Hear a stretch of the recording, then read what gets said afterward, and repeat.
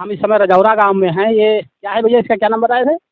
ये स्टीमर है। तो यहाँ के लोग बताते हैं जब इसमें ज़्यादा पानी हुआ करता था तब जो है स्टीमर का प्रयोग किया करते थे लोग, जो देखने के लिए बाहर से लोग आते थे, बच्चे वगैरह इस पे बैठते थे और इसको पानी में चला के घुमाया जाता था, उनको मनोरंजन कराया जाता था। लेकिन बरसात कम होने के कारण अब ये बेकार साबित हो रहा है।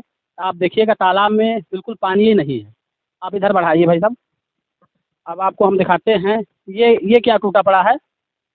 ये नाव टूट गई है। एक बिल्कुल लकड़ी की नाव भी हुआ करती थी। कुछ लोगों को स्टीमर पे और कुछ लोगों को नाव पे घुमाया जाता था।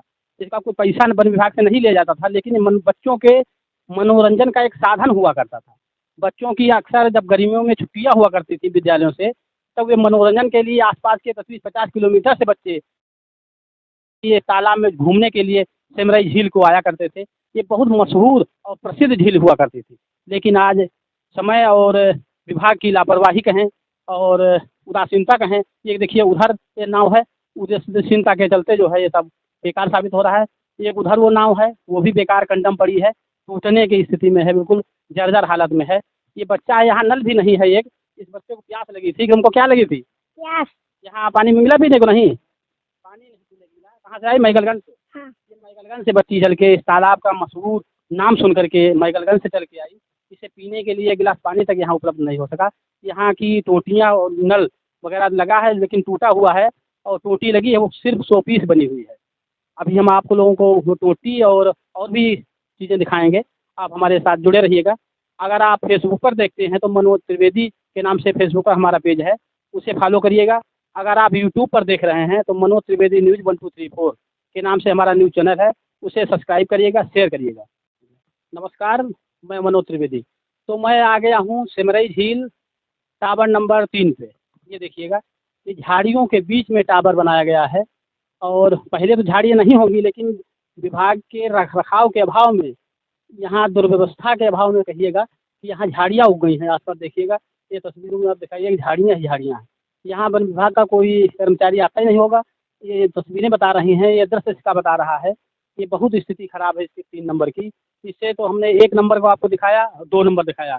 1 नंबर से 2 नंबर अच्छा मिला, लेकिन 3 नंबर की स्थिति बहुत ज़्यादा ही खराब है।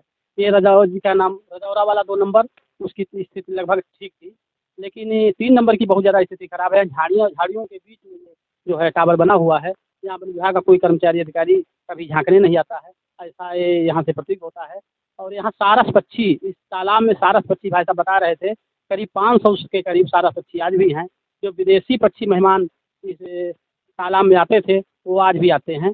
लेकिन यहाँ की व्यवस्थाएं जो हैं बहुत ज़्यादा दयनीय हैं, और इसमें हम प्रशासन से निवेदन करेंगे कि कम से कम इसकी व्यवस्था को सुधारा जाए।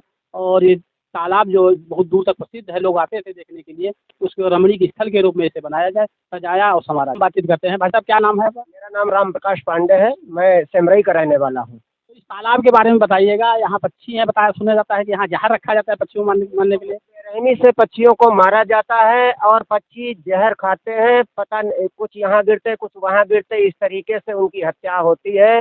और मछलियों की भी हत्या होती है बहुत बुरी तरीके से। वन विभाग किसी तरह से कोई यहाँ पर मतलब निगरानी नहीं कर रहा है, बहुत लापरवाही बरती जा रही है। हत्या जहर वगैरह कौन देता है? यहीं के गांव के लोग देते हैं, जो शिकार करते हैं मछलियाँ और चिड़ियों की। शिकार करने वाले जहर देते हैं।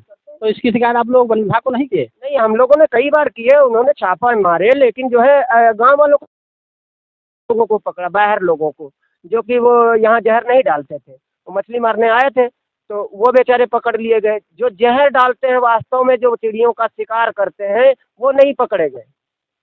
शिकार करते वो नहीं पकड़े गए, जो नहीं करते वो पकड़े गए। तो आप क्या प्रशासन से मांग करना चाहें? प्रशासन से यही मांग करना चाहते हैं कि हमारे तालाब का सौंदर्यीकरण कराया जाए और यहाँ पर जो है एक पर्यटक स्थल बनाया जाए, जिससे जो है बाहर के लोग आने जाने वाले जो है वो यहाँ देखें, आके टहलें, घूमें। और पक्षी बिहार के नाम से जो घोषित किया है हमारी सरकार ने, तो इस तरीके से पक्षियाँ यहाँ पर आएँ और उनका जो है आचार विचार, उनका जो है चारा वगैरह जो भी है, उस तरीके से सुडौल सौंदर्यीकरण कराया जाए। उस तरीके से मतलब जो है उनका जीवन अच्छी तरीके से यापन हो सके इस तालाब में। इसका सुंदरीकरण के लिए सुना है कुछ बजट भी आया था पिछली बार? जी, बजट आया था। देखिए, यही तो सौंदर्यीकरण हुआ है, देख लीजिए, ये इमारत जो है खड़ी है, देख लीजिए कितना बड़ा सौंदर्यीकरण हुआ है। पैसा सरकार देती है, लेकिन बीच में जो दलाल लोग होते हैं सर, वही पैसा खा जाते हैं, पैसे को सही तरीके से लगाते ही नहीं है। ये बंधा बनाया गया था, यहाँ पर जो है पेड़ लगाए गए थे, और ये वो ईंटों के वो जो गोलदारे बनाए गए थे, आज देख लीजिए यहाँ पर कोई एक गोलदारा नहीं बकाया पड़ा है। पेड़ लगाए गए थे, ये सब कोई पेड़ ही नहीं यहाँ पर रह गए हैं। मतलब इस तरीके से यहाँ पर जो है बहुत धड़ल्ले से मतलब जो है हत्याएं हो रही हैं हमारे सेमरई वेटलैंड में। इसमें लापरवाही आप सबसे ज़्यादा किसकी, प्रशासन की देंगे या वन विभाग की? नहीं, हम ये इसमें जो है वन विभाग हमारा जो है लापरवाही कर रहा है। मोमती रेंज में आता है। जी जी, ये नहीं मोमदी रेंज नहीं, ये आता है ये महेशपुर रेंज में। जी महेशपुर रेंज।